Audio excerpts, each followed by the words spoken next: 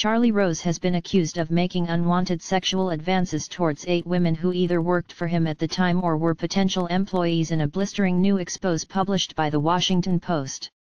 Among the claims being made by the women are that Rose would grope their breasts, buttocks, and genitals without their consent, make lewd telephone calls, and walk around naked in their presence without warning.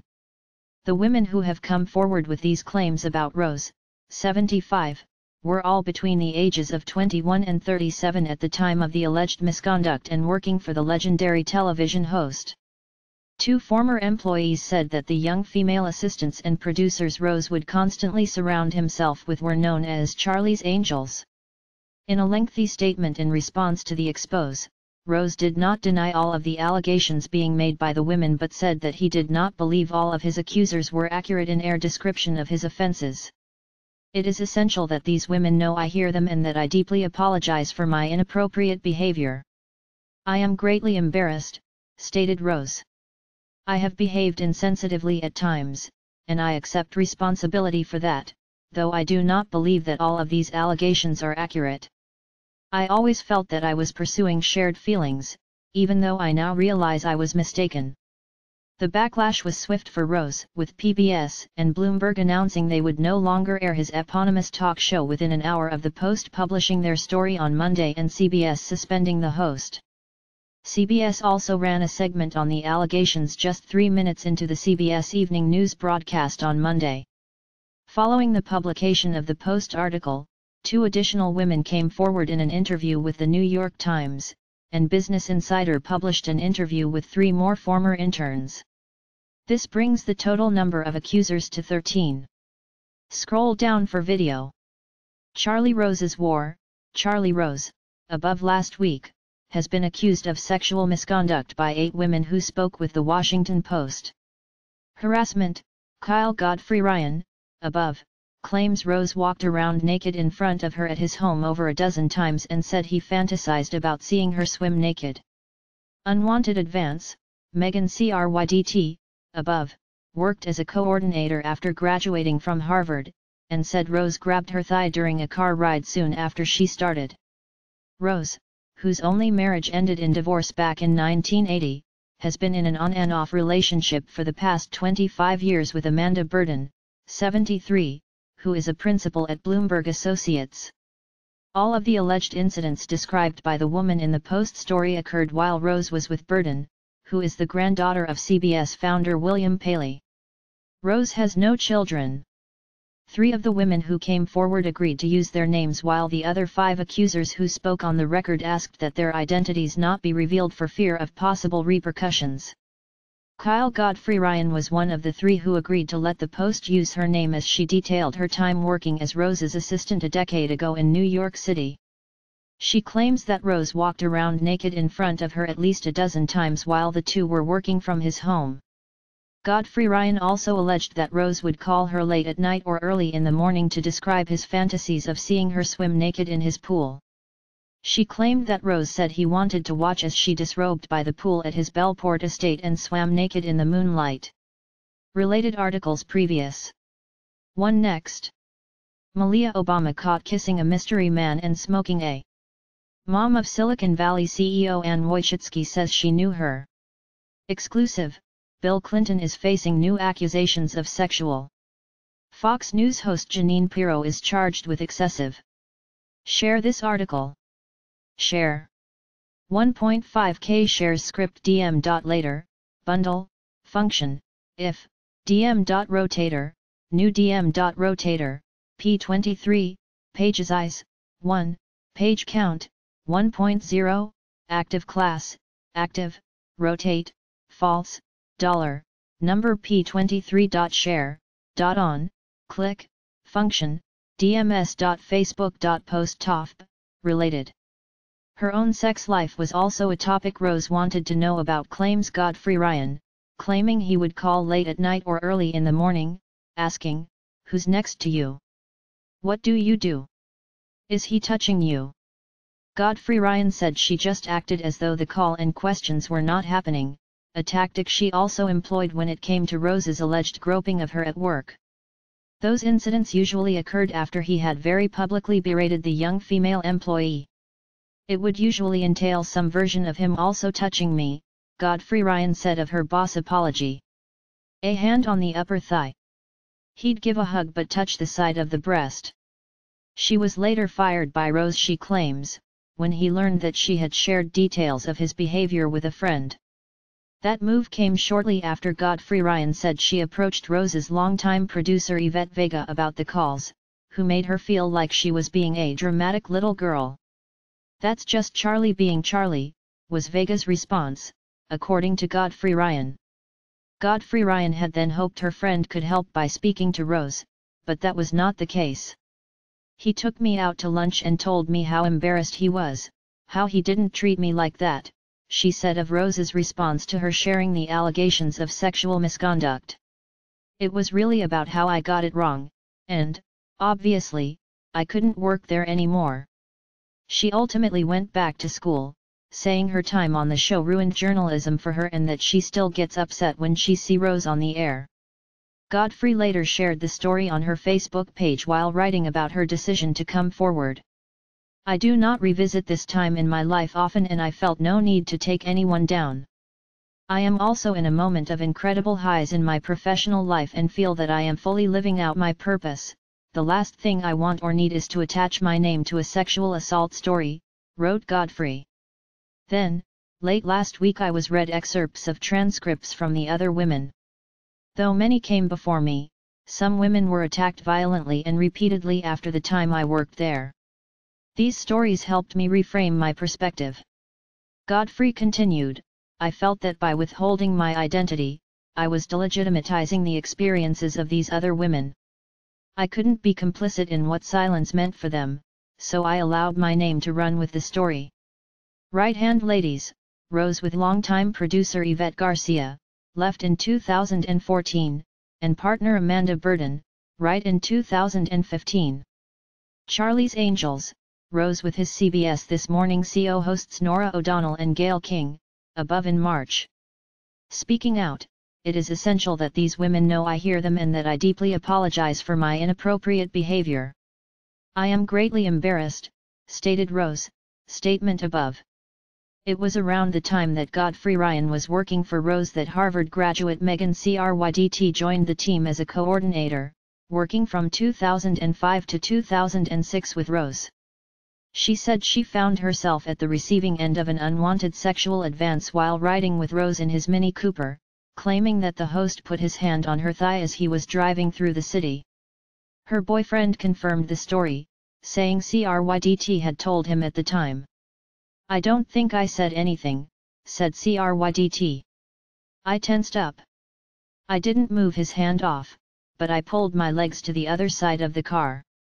I tried not to get in a car with him ever again. I think he was testing me out." Two former interns are among the accusers who spoke on the condition of anonymity. One, who worked for Rose in the early 90s, said she was summoned to work the desk at his New York home, where he would shower and use the bathroom with the door open. She claims that at one point he turned on the shower and immediately began calling her name. When she refused to respond, he suddenly appeared standing over her in the nude, wearing nothing but a towel, she claims.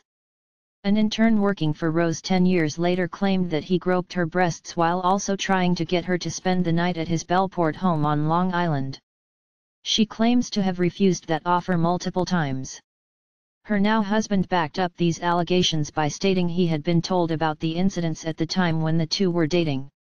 This conduct continued for so long, despite the staff numbering approximately 15 people ever since the show began in 1991, because of Rose's poll, said that intern. "Everybody is terrified of him," she explained. "He creates this environment of constant fear. And then he'll shine a spotlight on you and make you feel amazing." Out east, Rose's Bellport home, above, with pool, tennis courts and a sizable guest house where Rhea Bravo and an unnamed woman claim they were harassed or assaulted by the host. DC Diggs, Rose also offered Bravo his Georgetown home, above, to live in if she agreed to stay and work for him instead of taking a competing job. The most recent encounter occurred in 2010 at the Bellport home of Rose. A woman, who asked to remain anonymous, said she had agreed to meet him there in 2010 to discuss a job. That interview quickly took a turn, however, with the woman claiming that Rose appeared in an untethered robe soon after she arrived and tried to stick his hand down the front of her pants. She began meeting with Rose in 2009 about a possible job, noting that these always seemed to occur in unconventional settings like a dinner with his friends and once a weekend lunch. Then, in June 2010, she received an email asking her to come to his Bellport home for the weekend. As I mentioned, I'm going to my place on Long Island tonight to write, and then coming back tomorrow for a dinner. This is to invite to visit, wrote Rose. You have your own wing of the house, or even a guest house, it's on the water, plus Olympic pool, tennis court, plenty of movies and books and sailing, and I run on the beach at sunrise and sunset. He later noted, this has no influence on our dialogue about work projects. She agreed to the meeting and soon found herself arriving at the home after midnight with Rose, who she seemed to think might be slightly inebriated. Rose gave the woman a tour of the property she claims and then went to change after getting his pant leg wet in the pool. He came out in a robe that he left untied and yelled at her when she began to speak about abuse of power, claims the potential employee. Rose then allegedly tried to put his hand down her pants. By the time he touched me the first time, he was already very angry, said the woman. I was scared, and I was also kind of frozen. She said that she soon found herself in his bed but does not remember getting there, and alleged he again tried to stick his hand down her pants while asking, "Baby, oh baby, why are you crying?" Once he fell asleep, she made her escape, and the next day Rose acted as if nothing had happened the previous night. He also told her she did not get the position when she emailed him that week. The whole thing was really the most humiliating and most degrading experience I've ever had, said the woman. Meeting of the minds. Astronaut Scott Kelly, Rose, and Donald Trump chat at the 2016 Time 100 Gala, above. Commander-in-Chief, Rose interviews President Barack Obama in the White House back in 2016, above, for his eponymous talk show. Rhea Bravo was also an intern when she worked for Rose back in 2007, with the 29-year-old student at Columbia in graduate school for international relations at the time. She was broke at the time, and while the internship with Charlie Rose Inc. was unpaid, it had long been a dream of hers to work for the show, she told the Post. Fate seemed to be smiling upon her, however, when she received an email from Rose one day offering to pay her to do some work at his Bellport home. Here is the deal, I'll pay you $2,500 for the week plus all expenses for food, movies etc., wrote Rose. You will be there from Monday, August 13, Friday afternoon, August 17th. Your primary responsibilities are to organize and catalog all my books and tapes and files. It will help me a lot, be fun for you, and you will have a car all the time for whatever you need to do. Things were going fine until the night Rose returned to the house drunk and asked Bravo to have a glass of wine with him and walk out to his dock. She described what happened next as reckless and reflective of her boss' poor judgment, claiming he came up behind her and wrapped his arms around the young woman, who was almost 50 years his junior. Bravo did not think of him as a predator at that time though, claiming a tearful speech about how lonely he was managed to impact her judgment despite the fact that she found the display unconvincing at the time. On her next trip to Bellport, she caught a glimpse of Rose naked as he took an outdoor shower, claiming she quickly averted her eyes. Rose later asked if she had seen him in the shower, and when she said she had not, seemed disappointed, according to Bravo. There were more trips to Bellport and later a trip to Aspen, during which time she wrote a letter to Vega. On a personal note, I know working for Charlie requires one to embrace his uniqueness and develop a professional relationship that can account for it, wrote Vega. It's taken a couple straightforward conversations between the two of us, but I feel I'm in a better place than previously. And that's not to say that I was previously in a really bad place. Vega responded by assuring her that she had seen and heard everything possible over the years working with Rose and that anything she divulged to her would be in confidence. Bravo began working more and more with Rose, and said that he would grope her in cars and grabbed her face in a way that forced her to look at him as he spoke. The most alarming incident occurred in 2008 during a trip on private plane, claims Bravo, who said that shortly after Rose asked her to put in a DVD on Algeria for the two to watch, he got up and pressed his body on hers. I felt at a loss. I mean, what am I going to do? We were how many feet up in the air, she said of having her boss on top of her, adding that she felt lucky the two were at least fully clothed at the time. After the animalistic move, Bravo said she felt immense shame for not trying to fight him off. When she finally decided to leave later that year for a job offering her 3 times the salary that she was then working as an associate producer for Rose, he took her to dinner at the Spotted Pig and offered her a job in D.C. He also said she could stay at his Georgetown residence. Bravo declined the offer, and looking back on the incident noted, "I would never want to live someplace where he had keys." She also said that all these years later she can see that Rose had a very clear pattern in how he tired to lure in young women. He most definitely said, on numerous occasions, "I've never forced you to do something you didn't want to do," said Bravo. He would say this forcefully and wait for my confirmation after he said this. I remember once wondering if I was being recorded. Vega's presence seemed reassuring, according to the women, 2 of whom said they spoke with the producer about his alleged misconduct. "I should have stood up for them," said Vega. "I failed. It is crushing. I deeply regret not helping them." Her inaction is now costing her as well, with PBS saying in a statement, "PBS was shocked to learn today of these deeply disturbing allegations. We are immediately suspending distribution of Charlie Rose." Bloomberg released a statement as well, saying, "We are deeply disturbed to learn of these allegations and are immediately suspending the show from airing on Bloomberg TV." That statement was quickly backed up, with the channel airing Daybreak Asia in the 6 p.m. slot instead of Charlie Rose just minutes later on Monday. PBS will be airing the Antiques Roadshow in place of Charlie Rose in the 11 p.m. hour while the claims being made against the host are investigated. The women who the Post spoke with all worked for Rose, and none were employed by PBS, CBS, and Bloomberg at the time. Those 3 companies all said that they had no records showing Rose had ever been accused of sexually harassing or assaulting a fellow employee.